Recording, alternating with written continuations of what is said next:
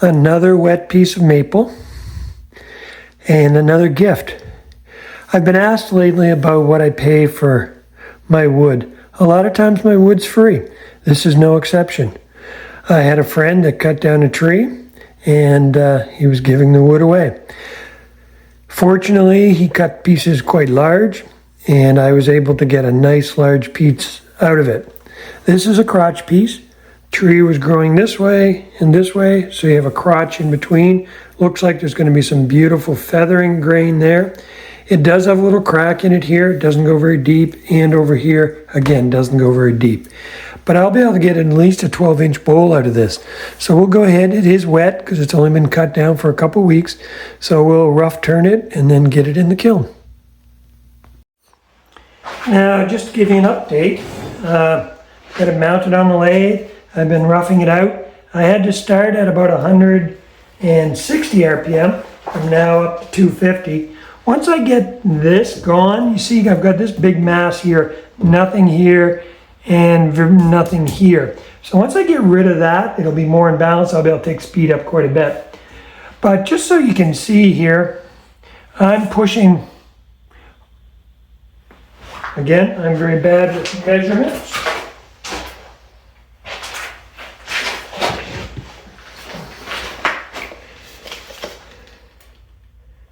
I'm taking over 1/2 inch, close to 3/4 in places here as I push up with a push cut. So it gives you an idea of how easily that wet wood cuts. I do have this crack here that comes all the way down. That I'll be able to manage. The other cracks have disappeared, so I think that's the only one I'm dealing with, and it's not bad. It is in where, looks like where part of the crotch would have went, but again, I can manage that.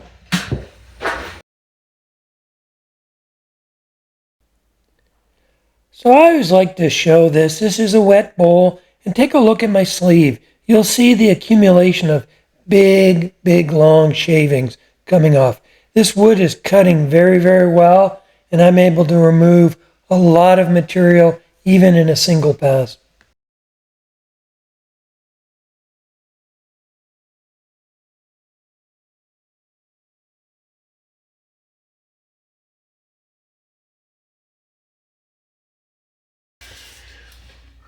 I'm almost there. I'm into the bark here. I'm going to get rid of that. This is not going to be an epoxy piece, I don't believe.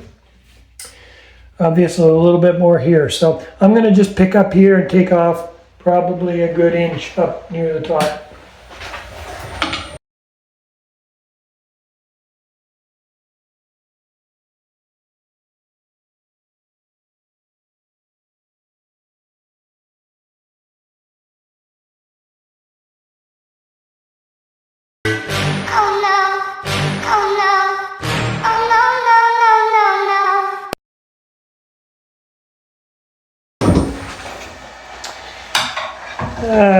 Wasn't expecting that.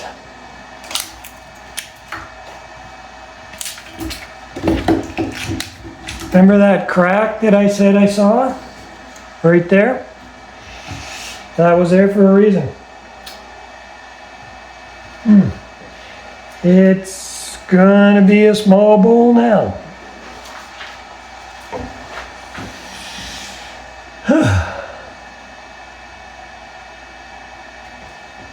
This is a problem with crotch piece, and I did see that crack. I didn't think it was that bad, but unfortunately, it was.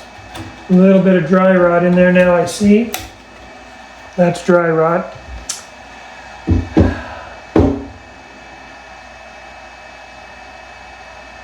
If it wasn't a crotch piece, I'd just throw it away. Chalk it up to firewood, but it is a crotch piece. I don't want to do epoxy on it. So what I think I'm going to do is probably just move it over a little bit, and this will be the rim, and we'll go from there.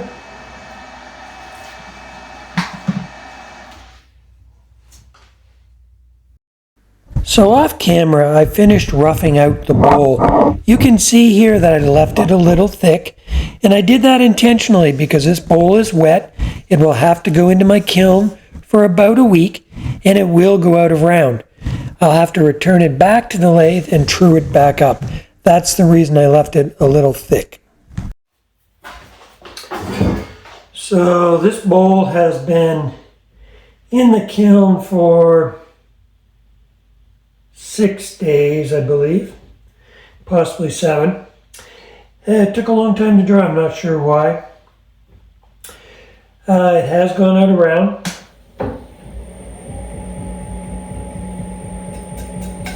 You can see it's bouncing a bit, not bad. So I'll true up the tenon, because it's a tenon I'm concerned about, because if I just mount an out of round tenon in my chuck, then if I tried to remount it in the chuck and I put it in a different spot, the bowl would be cutting in a different spot again, and I end up losing more wood than I planned on. So I want to true the chuck up, true the tenon up, and then once I do that, I'll flip it around and we'll do the finish cuts on it, thin it out and finish cuts. As you remember, I did lose some wood on this. I don't have as much of the crotch as I'd like, but I still have some here. I have some beautiful feathering right here. You can see that, hopefully. Should have some on the opposite side, not as much. Really just right in here, some beautiful feathering, which I think will turn out quite nice. And we got a little bit of the hardwood as well. So it's going to be smaller than expected, but still going to be a nice bowl.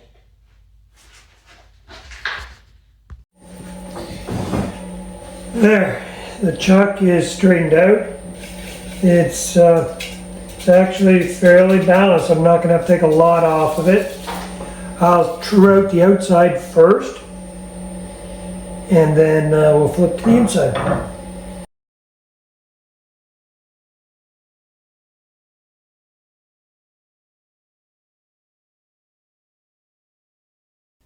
In order to get a nice finished cut, I want to use my bowl gouge, and I want to go what's referred to as downhill, meaning I'm starting at the top and going down to the bottom of the bowl. But before I start that, the bowl gouge, I want to ride the bevel, meaning I want it to be rubbing up against the side of the bowl. So here I'm just using my carbide and my scraper to establish a rim so that I can start my bowl gouge up against the bowl and I can ride my bevel. Otherwise, you do run the risk of it hopping or jumping and making a cut on the rim that you don't want.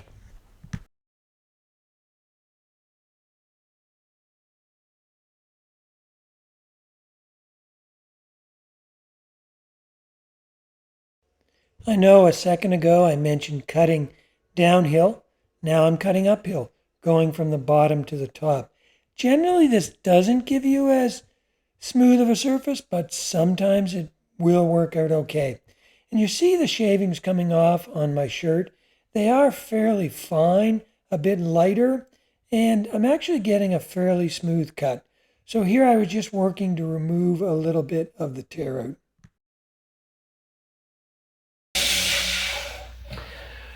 So I was doing a push cut coming up the side, and I could do both a deep cut by just changing the angle of the bevel a bit. I could do a deep cut and a finish cut. There's spots here where that's ready to be sanded. I mean, I could start there at 120 easily. Nice and smooth cut. Now I do have a little bit deeper to go. I have a bit of tear out right there. So I'm going to make another pass, but and I got a bit of a hump right here. So I'll smooth that out, get rid of that, but that's a nice finished cut. A little bit more to do down here in the bottom as well. I may end up coming around the other way for that. I know I've talked about this before, but I tend to try and avoid working in this orientation as much as possible, because if this bowl were to come out of the chuck, it's going to come back and towards me. So typically I like to work the other way, but at times you have no choice. In order to get the best cut, I want to come uphill with a supported cut. It's stable at this point. Its weight has been reduced, so it's not much of a risk. That little bit of tear that I had is gone. So from here on up, I'm ready to do some scraping, and then I'll do some sanding, and that's in good shape. Just got a little bit of work down here to do on the bottom, and the outside is done, and that's not even 10 minutes. Now, I don't know if you noticed or not, but I've actually turned my gouge over, and I'm doing a little bit of scraping with my gouge. If you use the wings on the gouge, you can scrape. Notice the shavings that are coming off. They're very fine, very wispy, and it's getting a much better finish cut.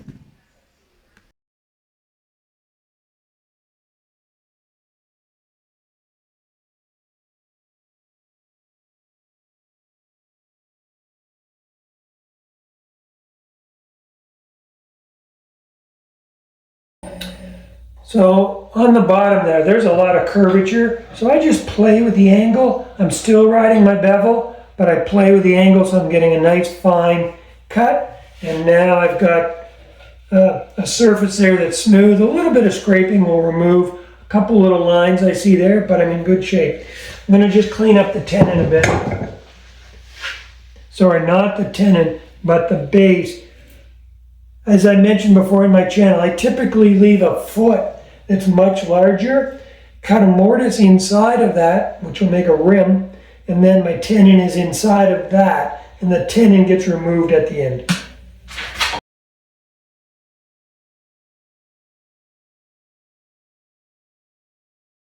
So here I'm just using my scraper to clean that edge up. I want a nice crisp edge. I don't want to round it over. So scraper is a good tool for that because it is square. It does give you that nice crisp edge.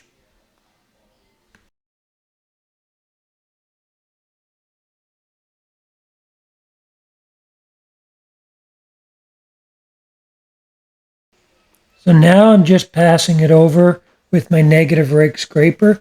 Notice the very fine shavings. That's a good indication.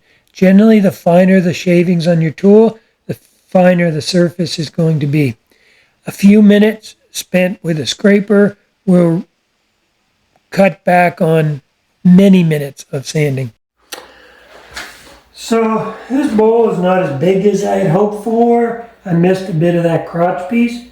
What I'm going to do with this bowl, which is going to be a little bit different than what I traditionally do, is I'm going to make it pretty thin. Each bowl I do, I try and like to do something a little different, make it a little bit unique. So we're going to go, on this one, we're going to go with thin.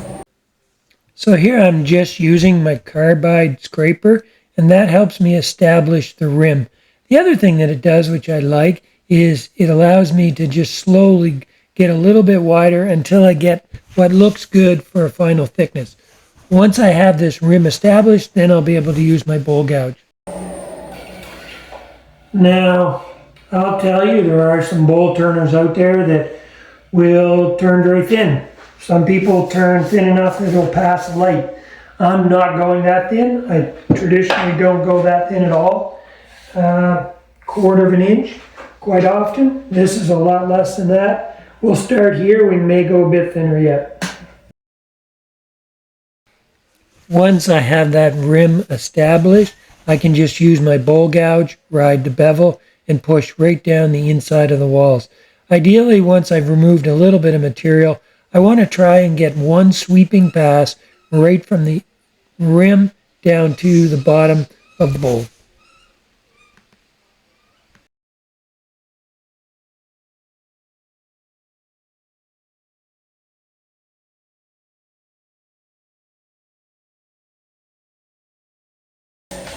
Cutting well, it's cutting fairly smooth. I sped it up a bit. I had slowed it down to sand. I'd forgotten about that. So I just sped it up a bit, cutting much better. Going thin, your technique's got to be better. I can't afford to have a catch when I'm thin. A catch means I'm going to have a divot, which I'm going to have to remove. If I've already thinned, then I don't have enough material to remove it. So technique has to be good. I have to avoid a catch, especially as I'm getting close to my final thickness. The other thing is, I can't have a lot of tear out, because if I'm going thin, I got to correct that tear out, even if it's just with sanding. So I've got to be careful with that as well. And then the other thing that's important, more important when it's thin, is uniformity. If you're 1/4 an inch plus, uniformity isn't that big a deal. Uniformity on a thin piece is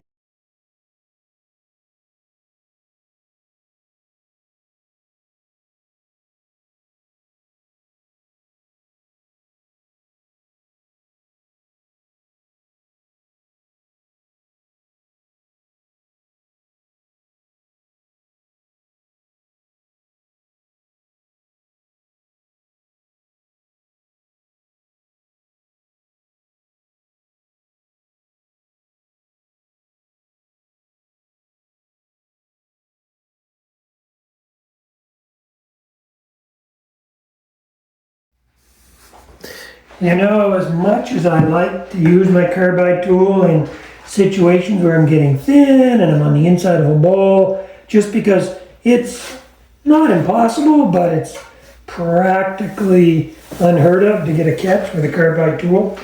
But the bowl gouge is still the best tool. I was getting a lot of tear out with my carbide.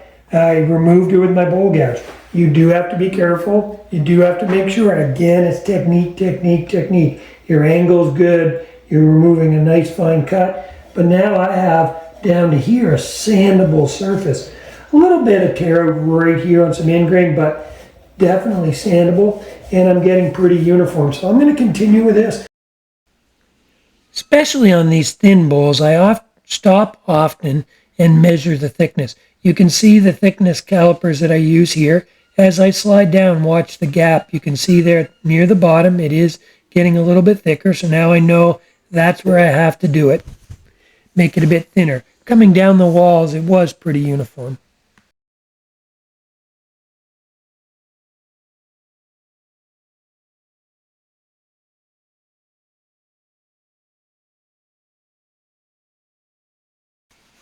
Now you can see some light, fine shavings on probably what's going to be my final pass.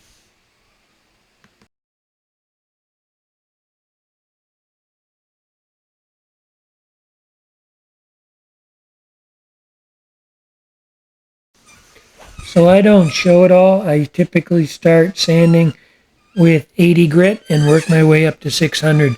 On this bowl, I could have easily started at 180, but there were a couple spots that I'd mentioned earlier that had a little bit of tear out, so they did require some 80 grit. You can see that's what I'm hitting there on the side, but the majority of the bowl was very, very smooth. But just for sake of uniformity, if I'm going to start with 80, then I'll do the whole thing that way, just to make sure that it's uniform.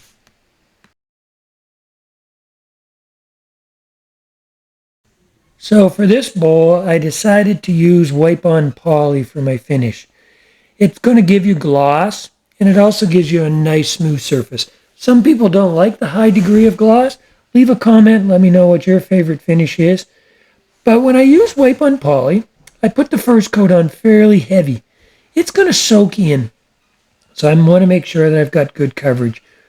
Subsequent coats, I will sand in between with like 3000 grit paper and then wipe it down and then apply additional coats. On this bowl, I ended up applying 6 coats of wipe-on poly. I'm very pleased with the way this bowl turned out. You can see the gloss here in the picture. Very nice, smooth, glass-like finish. Here's the side of the bowl. There is some beautiful grain pattern. It is a crotch piece, so crotch pieces tend to have that nice grain pattern. There is a bit of feathering in it, not a lot, but there is a little bit from the grain. It also gives you the different hardwood because of the 2 pieces in the crotch itself. Let me know what you think. Let me know if there's anything you would like to see done differently.